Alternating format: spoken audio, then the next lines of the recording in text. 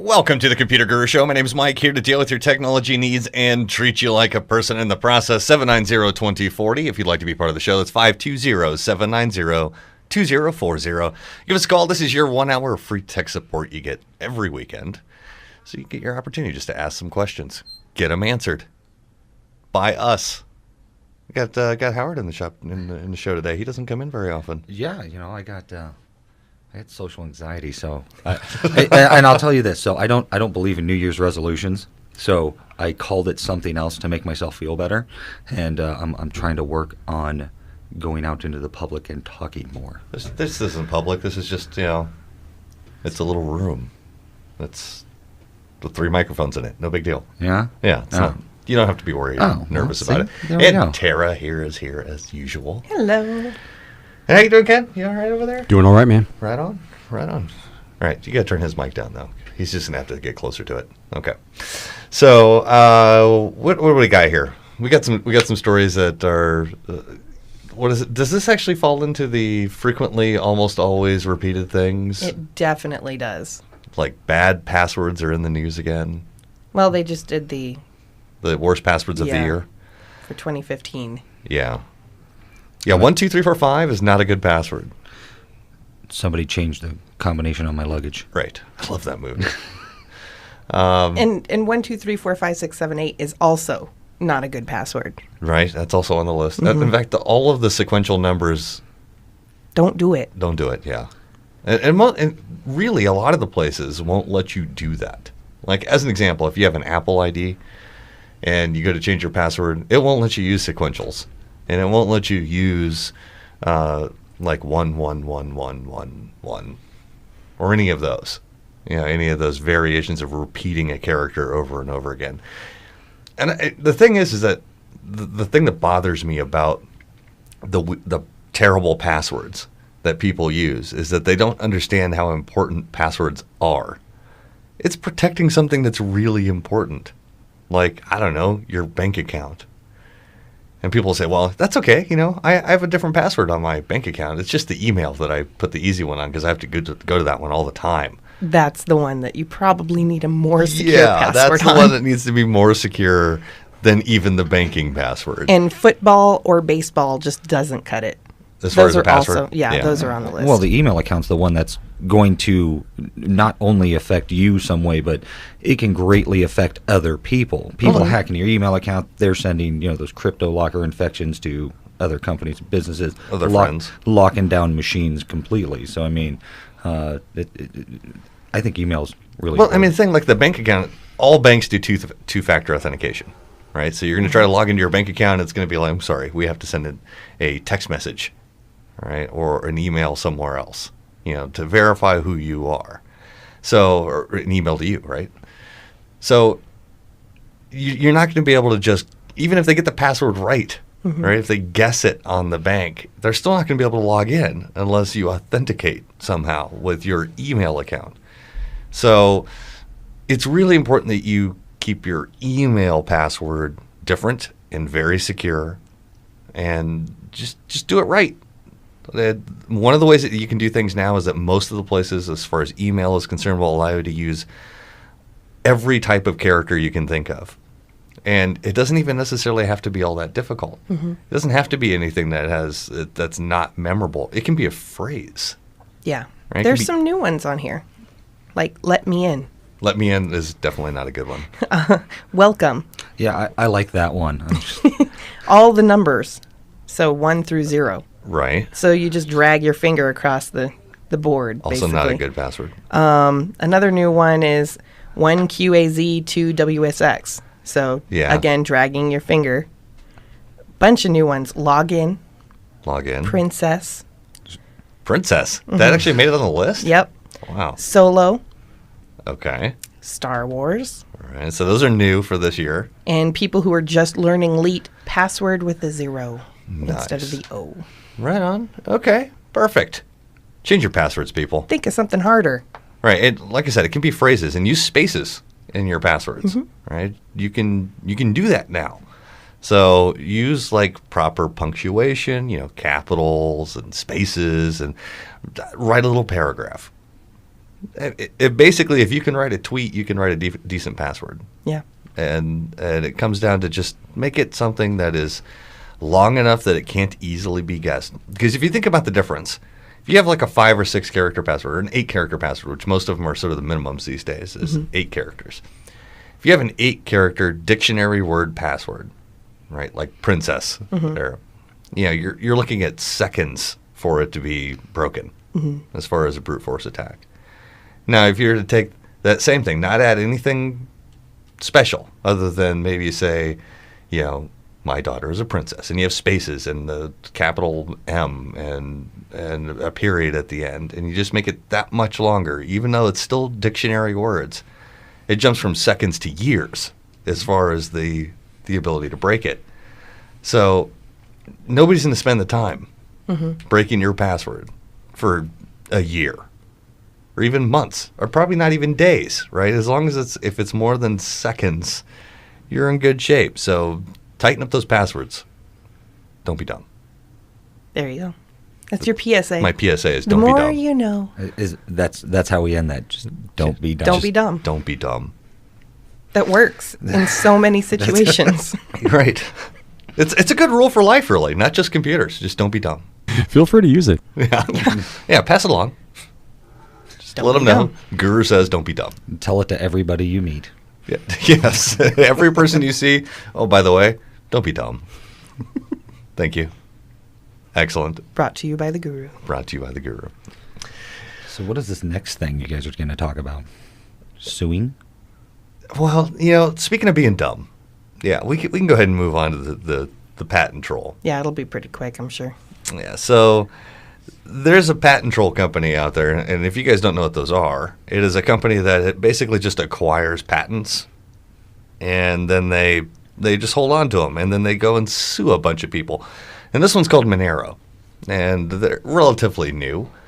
They've only been around for a few years, but they have a couple of interesting patents, and one of them, at least the one that we're speaking about today, is about USB hubs. And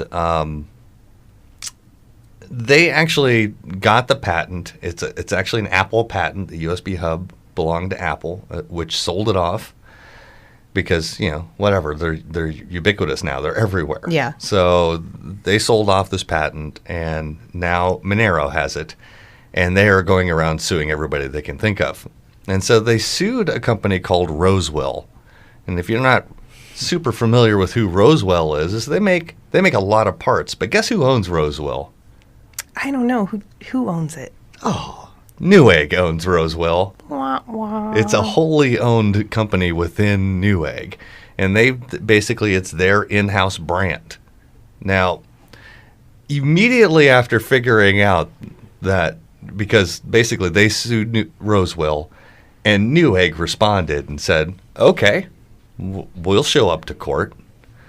They dropped the case the next day against Rosewell. 24 hours. Right, because Newegg does not play around when it comes to the patent trolls. I don't know if you remember about a year and a half ago or 2 years ago, we had come up with a story or brought a story out that this company had just did everything they could to try to sue Newegg, and Newegg just shut them down. It was just like, nope, we're not paying. They have like the zero tolerance policy on we will never pay a patent troll, right? We will basically end your company before we pay you a dime. And I mean, you got to applaud them. I mean, that's such a risky move because, there's so many companies that go out of business because of these patent trolls, and the Newegg is basically like, bring it. We will fight you. We will take you. We will show. We won't back down from any of it. I don't think they realize how much money Newegg has. Yeah, and you have to have a lot of money to make a threat like that to people that are threatening your company. Yeah, Newegg doesn't mess around, and they basically said that they've had it with patent trolls, and that moving forward, any patent troll is encouraged to bring their case against Newegg because Newegg will destroy them. And all right, so the end result of this is that giant case that they had a couple of years ago, where they ended up just laying waste to this patent troll, is that someone tried to sue them and didn't realize that they were suing them. And once they figured it out, they said, oops, sorry. Yep. We'll sue everybody else, but not you. And it's funny is they didn't drop the case against other defendants. They just dropped Rosewell out of the list. So I don't know. That's some impressive power that Newegg has. Those guys are something. I mean, it's sort of like the same thing as going up against Amazon. Yeah. Right, where you've got this. It's something that's just. It's an entity that's so large that you don't want to go against them. You don't want to go play against them. You really don't. So, yeah, I mean, I don't know. Newegg is awesome. Mm-hmm. We buy a lot of parts through them, but yeah, how can you not really if you're in the sort of line of work that we do? That's where all the parts are at, and if you want to get a decent part at a decent price, then yeah, you're going to Newegg. So, speaking of decent prices, we should talk about Perfection Auto Works. If you want to go ahead and get your car looked at, 26-point inspection for free. That is a decent price, really. Free. It is. It's one of my favorites. Love free. Yeah. Do you like free, Howard? I love it. Yeah, that's pretty much the only price that you can afford. But free is awesome. And you should go check them out. Go to perfectionautoworks.com. And if you have an opportunity, go down there and check them out because they're awesome and they support this show. And that's your way of saying thank you to Perfection Auto Works for sponsoring the Computer Guru Show.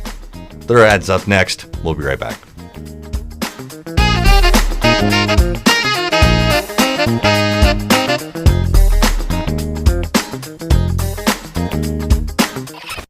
Computer troubles? Need some advice? Call in now. Mike Swanson will be back after these messages. The Computer Guru Show, AM 1030, KVOY, The Voice.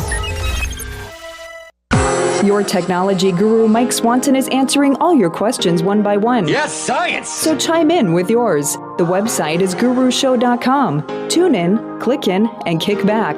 This is the Computer Guru Show.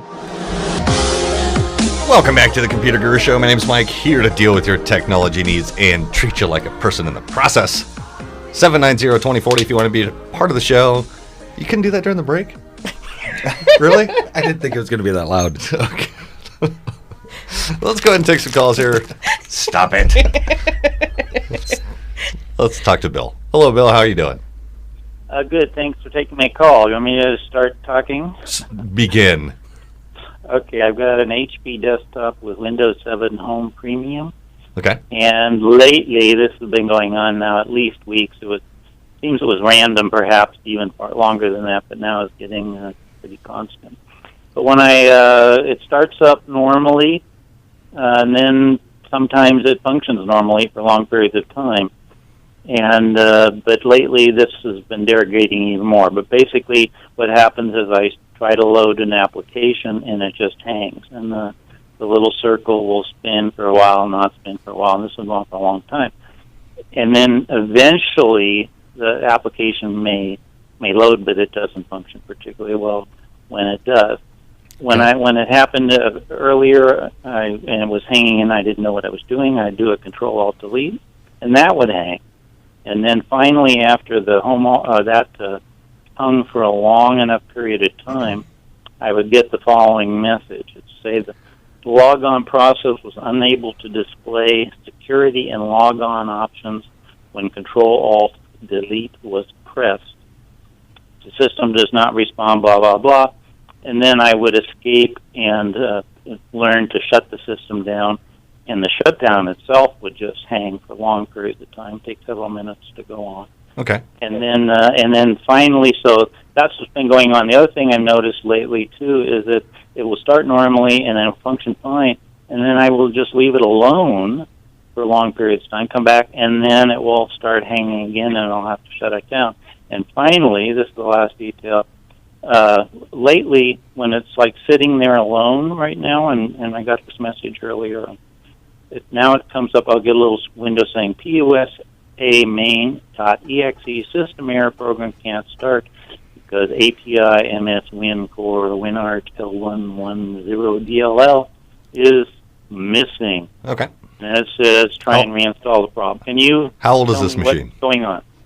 Oh, it's probably 4 years. Uh-huh. Maybe 4 to 5. What antivirus do you have? Pardon? Which antivirus are you using? Currently, I'm using whatever the one you were recommending. What's the... Either Avast or Panda. Panda. Yeah, Panda Cloud. Okay. And by the way, they're starting to give me pop-ups or whatever. Yeah, there's a way to turn that off.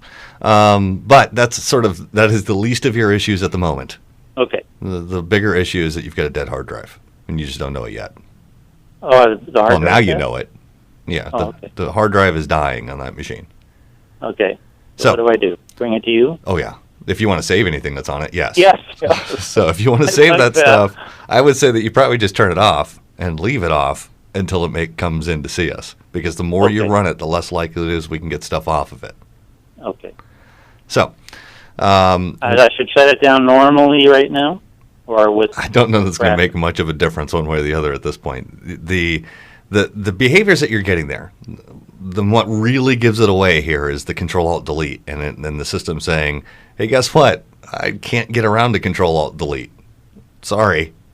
And it's something very bad has to be happening in order for Control-Alt-Delete not to immediately populate.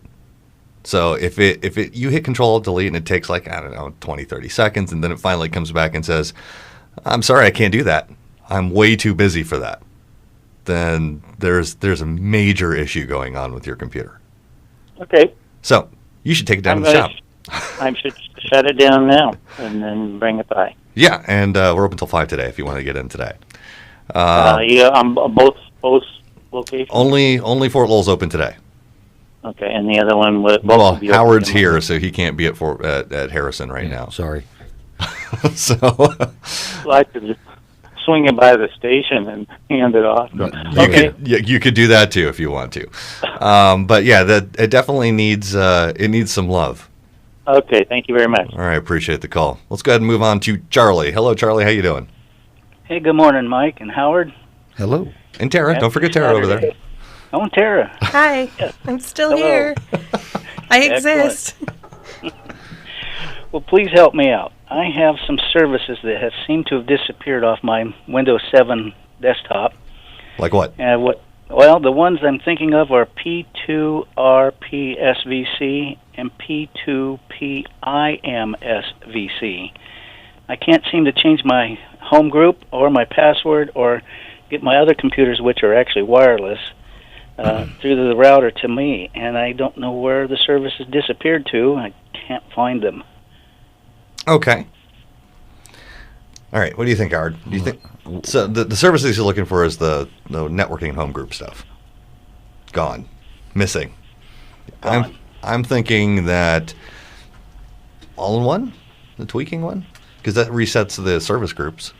Yeah, that'd repair enough of the permissions. Okay. And files. That'd do it. All right. So we're going to have to, unfortunately, this has not made it onto the useful tools link yet on the website. Okay. So I'm going to have to send you off on a Google search. Okay. Now, as always with Google searches, you are advised to be careful and make sure that you get what we're telling you from the right place. Be very, very careful. There you go. So what you're looking for is a utility called the All-in-One Repair Tool, and it's made by tweaking.com.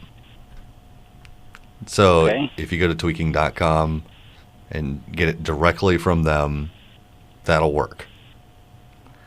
And it's an interesting little tool that you should reboot into safe mode with networking after you get it installed. And it will go through and repair lots of little things that are wrong with your computer. And one of the things that safe mode first. Safe mode with networking after you've downloaded it. Okay. And what it does is it goes through and fixes all kinds of permissions. Mostly its job is to fix permissions on your machine. But secondly, it rebuilds like your default services list from factory, puts them all back in there if any of them are missing. It does all kinds of very cool stuff. However, I have to offer you the disclaimer that, things happen. So be careful and make sure you don't hurt yourself. But the software is really nice because it it's not just going to leave you high and dry, just kind of guessing what's going to happen. It has a little walkthrough that it kind of walks you through each steps to do a registry backup. The buttons are there, so it just follow the steps along with it. Even if you don't think they apply to you, there's a reason it's asking you to do it, and it's a pretty handy little tool that's fixed some issues I've had troubles with. So it's got Howard's stamp of approval. So yes. Yeah, go ahead. Wow, that's great. Okay, well, thanks so much. All right, appreciate the call, I'm Charlie. going to go give it a try now. Thank you very much. Bye. And we shall move on to Shane. If you want to be part of the show, 790-2040, by the way. Hello, Shane. How are you?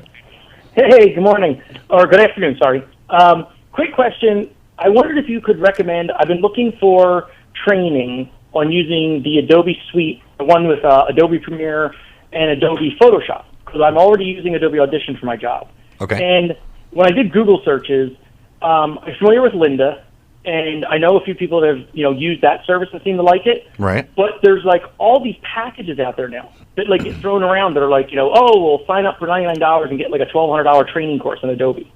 Right. And I'm just wondering if you ran into anything or had any suggestions that people have dealt with. The Lynda courses are great. They really are. However, there are all kinds of programs that are out there, and there's some of them that are directly from Adobe that aren't all that expensive. Usually they're in Phoenix, though, so you're going to have to make the trek up there to get those. But typically you can pick up their quote-unquote $1,200 package for a few $100s. And that's direct from Adobe, where they rent out a little conference room and they teach you. See, I was wondered that was a scam, because I saw that and it said $1,200 package, and you actually, at the end, get your certification. Yeah. And it was like on sale for the new year for January for like $99. Now, and gave you like a year. Yeah, just have to make sure that it's actually Adobe sanctioned. Adobe sanctioned. Yeah. Okay. So if it's got the Adobe, basically you should be able to verify with Adobe that training, whoever's doing it is an actual affiliate of them. Now, the way that the Adobe works is that even if I wanted to teach an Adobe class, I could call Adobe and tell them, hey, we want to do an Adobe class, and they will rent us a teacher. Really? So most of those are going to be legit. But you're going to be able to tie them back to Adobe directly. Okay. So there should be a way for you to figure that out, depending on who you're talking to. And the other thing that you can do is you can just call Adobe and be like, I need to find a training class nearby. And they will point you in that direction. Okay. And just a add-on question to that, Mike. Sure. Like with I'm assuming this, but I wanted to ask you. So I have a Lenovo laptop, quad-core, really good. In fact, your guys helped me choose it and everything, and it works fabulous. Excellent. When I do Adobe Audition, fabulous. But when I boot up like Photoshop or Adobe Premiere for video editing, it starts to get bogged down, and I'm wondering, like, should I really get a tower computer just for those, for video editing and stuff, and photo editing? You shouldn't be doing necessary? Yeah, you should not be doing video editing on a laptop. Okay. So, but there are some things that you can do. Did we put solid states in that machine for you? In your laptop? You know what? I don't remember. We probably didn't. And the reason I'm going to say that is because the big slowdown on video editing is like the temporary files that get created and are accessed all the time while doing video editing. Okay. And on a laptop, that's going to be slow. Not to mention that you have to render all the frames, which the video card in most laptops is not capable of doing efficiently. Okay. So if you're going to do video editing, I suggest a desktop. In fact, I suggest a nice desktop in order to pull that off. And we can help you pick one of those out too. We do that for you, as you know. You guys were fabulous. I can't tell the listeners enough. My computer crashed, and I'm a producer, and I had all my stuff. I had it backed up, but I had all my stuff on it. And 3 days, you guys helped me pick a new computer and did a clone? Yeah. Cloned the computer over, and I just went back to work. It was great. Excellent. Well, I'm glad to hear it. You should write us a review. Oh, I will. I appreciate it, Shane. We got to take a break. This is a Computer Guru Show. We'll be right back.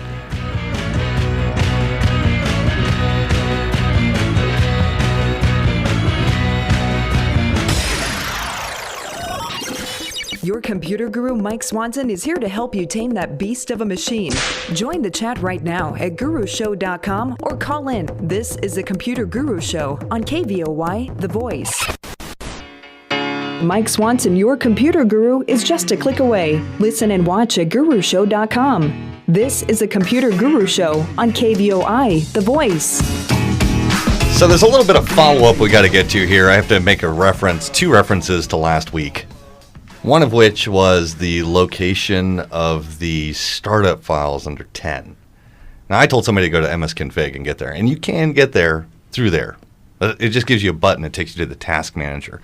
Because in Windows 10, the whole startup procedure, you can turn things on and off, is in the task manager. And so I got a little bit of grief from the people at the shop because I was taking the lazy way and saying, msconfig will get you there. And the truth is I should have said, go to the task manager, and there's a startup tab there, and you can choose what starts. So I apologize for being lazy. And the second one is that I threw somebody's kid under the bus maybe last week about the infection, possibly password hacking, maybe. And the more I thought about it, at first I thought that this is pretty likely, but I'm gonna go ahead and say that I'm going to go ahead and concede this week that it was maybe only half likely, and that it's more likely that he probably picked up an infection or he had a dead battery on his board and his clock was off. So, I'll admit that I put a little too much weight on the tech-savvy kid. So, those are my corrections for the week. I apologize. Let's talk to John. Hey, John, how you doing? Hey, what's up, Guru? How you doing? Good, man. What can I do for you? Okay, so I have a SanDisk SSD. It's a 240 gig drive I'm going to try to put in my computer. And I have Windows 7 OEM in there. I don't have the code, though. I'm trying to upgrade to Windows 10 and install the SSD. I've got a flash drive that I want to use as a boot, but I haven't picked the operating system to put in there. So I guess my question is, which operating system should I put to boot in the flash drive? And what is the proper order to do all three of those? Okay. So right now, you're currently Windows 7 on a conventional drive. You want to move to solid state and Windows 10. Correct. Well, one of the big questions is going to be, do you want all your programs and your settings and everything to carry over, or would you, is a clean install okay with you, and then you transfer your data? I would prefer to have things carry over if I need to make another physical backup and just do fresh and transfer it over, I can. Okay. So, well, personally, I would say upgrade. Me personally, if it was me, I would say upgrade what you have to Windows 10, copy the key, and then put Windows 10 on the flash drive, install the solid state, and do a clean install of Windows 10 with that key. But if you want to keep everything, the only thing you can really do is clone Windows 7 over to the solid state, install the solid state, and then do the upgrade to Windows 10, and you'll probably have a lot less issues with it. Okay. One quick add-on to that is I've tried to upgrade this to Windows 10 in the past, and it was not installing 28 out of the thousands of updates. So I'm still trying to figure out how to work around those. Is that anything to be taken into consideration, or should I just start fresh with it? Okay, so as far as the getting all the updates required to do the Windows 10 upgrade, sometimes you just have to reset your Windows Update folder. So, okay. Let's see. I'm trying to figure out whether or not this is good for radio. All right, so here's what you're going to do. That's fine. No, we can talk about it. I'll just email Tara or you, and we can talk about it offline. All right. Well, let's try one thing here for a second here. I mean, give me your tech savvy level 1 to 10. About a 6.5, 7. I built this thing myself with parts from Newegg. Okay. All right. So the synopsis of this is, if you want to try it yourself, is to stop the Windows Update service that's running, and then in your Windows folder, there is a software distribution folder, and inside the software distribution folder is a downloads folder. That's where all of your Windows updates are downloaded. So if you delete that download folder, restart the Windows Update service, it should, at that point, grab all your updates and update you to Windows 10. Okay, so I got stop the Windows Upgrade service. Inside the server distribution folder, there is a file called what? There's a folder called Downloads. That's where all your Windows updates are downloaded to. Delete the folder, reboot the computer, and it should upgrade to Windows 10. All right. Well, I will roll those dice, and if it doesn't work, then I will get in touch with you again. Thanks for the call, John. And just for any... Go ahead. I was going to say, just for anybody else thinking about doing that, it's totally okay to delete that. It's not going to hurt anything. The only thing you're going to lose is the ability to uninstall any of those old updates. No, well, depends. Now, some of the updates that are... Every update that is successfully installed has an uninstaller that's associated with it. So even if you delete it out of the downloads folder, you can still uninstall that particular update. However, the only thing that you can't do is reselect updates that were partially installed that never made it before. So this particular one, we're not deleting the uninstallers. We're only deleting the installers. Okay. You're right. So, all right. So thanks for the call, John. Appreciate it. All right. Thanks, Guru. Have a nice day. And Howard. And we're going to do... And the irony is, should we tell them the irony of this? No. Okay. All right. But there's irony with that you didn't say goodbye to Tara. Anyway, one more call and then we'll take a break. Let's talk to Jeff. Hey, Jeff, how you doing? Doing wonderful, Mike. Thanks. What can I do for you? I want to talk backup with you. Windows 10 desktop. I want to get it set up so I can just back up. I paid, I think it's like $2.99 a month for 100 gigabytes on Google Drive. Okay. I'd like to select that drive. It's in lieu of going for a external hard drive. I want to just get kind of some docs. I'm already backing up photos with Google Photo or whatever they call it now. Photo, I think. I want to get the Google Drive and have the backup whatever important stuff you recommend. I'm thinking docs and emails and stuff to that. Is that possible in Windows 10? And how do I get Windows Drive to show up as a drive on my computer? This is a newer computer, Windows 7. I had it set up so I could see the little drive icon. Okay. Well, Windows 10, it behaves similarly. So as long as the Google Drive app is installed, it'll show up as a Google Drive on the favorites list in your Explorer. Okay, I don't have that yet, so that's probably why Windows 10 isn't allowing me to choose that since it's not there. Do you have the Google Drive app installed? I don't think so. I have it up on Chrome, and I can see my drive. Right. But, without the application running on your computer, you don't get the favorite. So you don't get to see it in Explorer unless the Google Drive application is running. Okay, can I get it from drive.google.com? I'm in settings, yeah. So I'm in settings, and it says download Drive as an option. That must be it. Yeah, so you download that, and then you get the option to see it as a drive on the machine. Okay. What do you recommend as far as important stuff to save? I'm trying to keep, I only have anything that you don't want to recreate. Okay, so docs, emails. I don't think I need to do pics again. Who's your mail provider? It's Comcast and actually, the pics all go through the Gmail. Okay, so your Comcast mail is the only one that you'd really have to worry about. Are you POP or IMAP? IMAP. Then you don't have to worry about that either. Okay. Because those are not on your computer; they're stored on the server.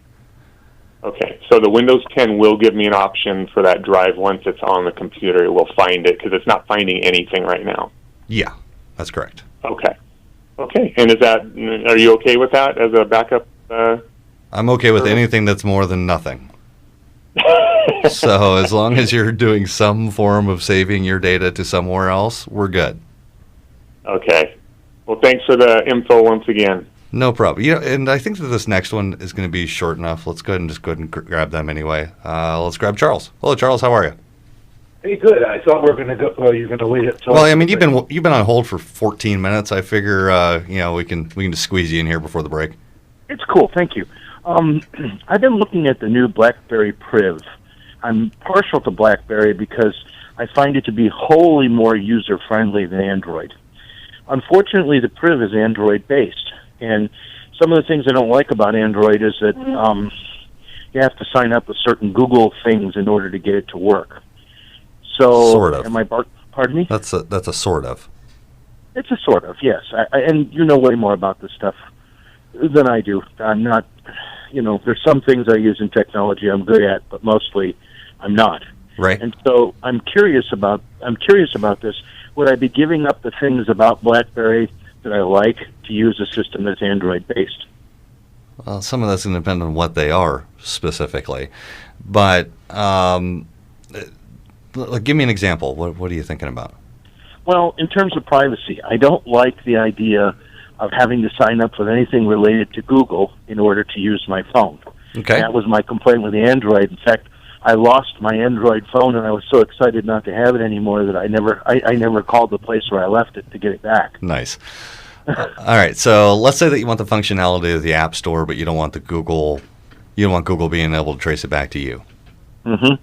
Fake account. I mean, just make a fake account, create a new one, and it doesn't tie to you in any other way other than that phone. Got it. And it's pretty a simple solution that, as far as I'm concerned, which is if any place forces you to create an account to use something, guess what I'm creating? A fake account, right? Because I don't need all that tough stuff tied back to me. So as far as if they require you to do that to use the App Store, especially if you're not going to use any purchases, like if you're not going to put credit card information in, then just create a fake account. No big deal. Right. Yeah, I don't really want very many apps. There's hardly anything I do that isn't. That's the other thing I like. Is that the BlackBerry phone has the apps that I like to use. Their memo app is phenomenal. Their memo app is very nice. Yeah. You don't have to do anything with it. You don't have to download anything.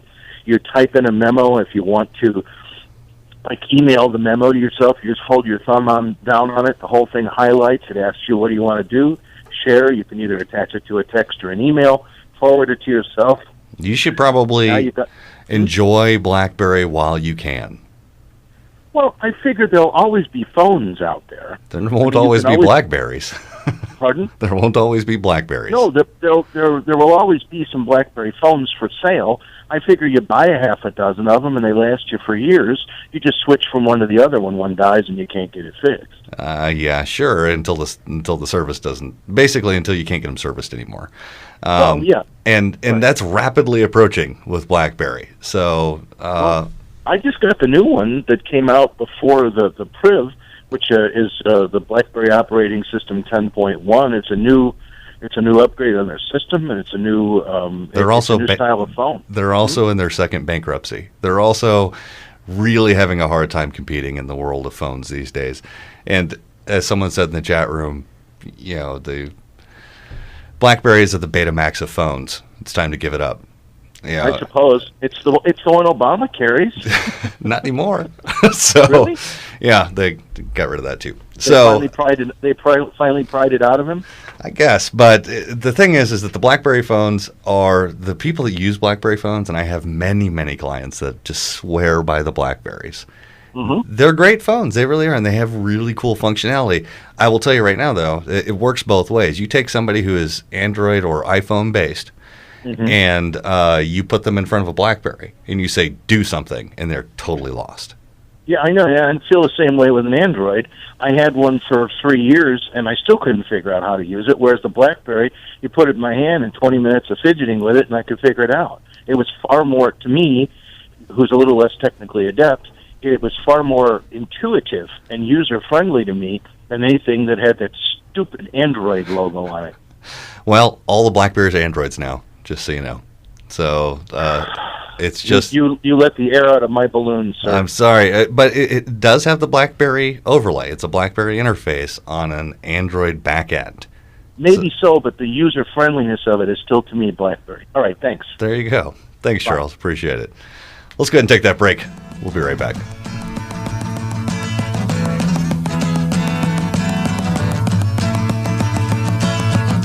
Whether you're dealing with hardware installation or, heaven forbid, a virus, No! Mike Swanson is answering all your questions one by one. So call in or chat in with yours. The website, gurushow.com. Tune in, click in, and kick back. This is the Computer Guru Show on AM 1030 KVOY The Voice.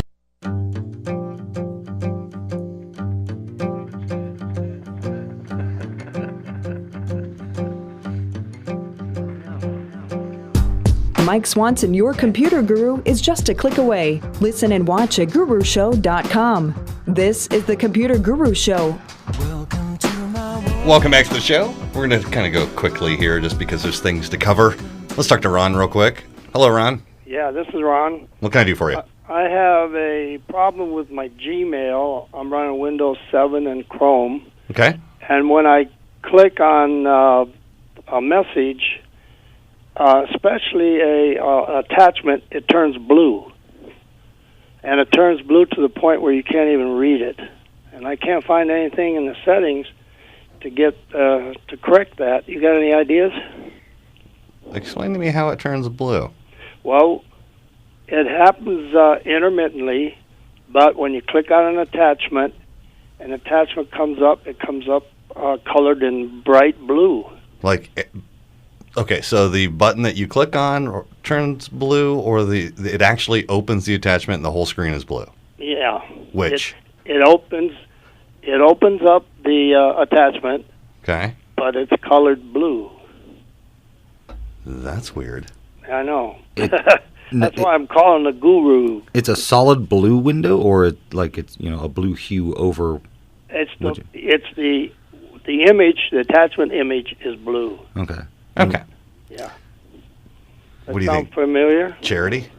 What? I think we do this one as a charity case because I just want to see it. It's probably just like it's probably a PDF issue, Adobe issue, because it's probably the same type of attachment he's having the problem with. All right. Just because I want to see it, you're the charity case of the week. We need to do a remote with you. Can we do that? Sure. All right. What we'll do is we'll have Kent get your name and number, and we'll call you. I'll have Howard call you after the show, and we'll figure it out. Oh, okay. Fine. Have you got my landline number? Well, we're gonna get it from you in just a minute here. So Kent's gonna put you on hold. He's gonna get your number. Okay. Okay. All right. Thanks for the call.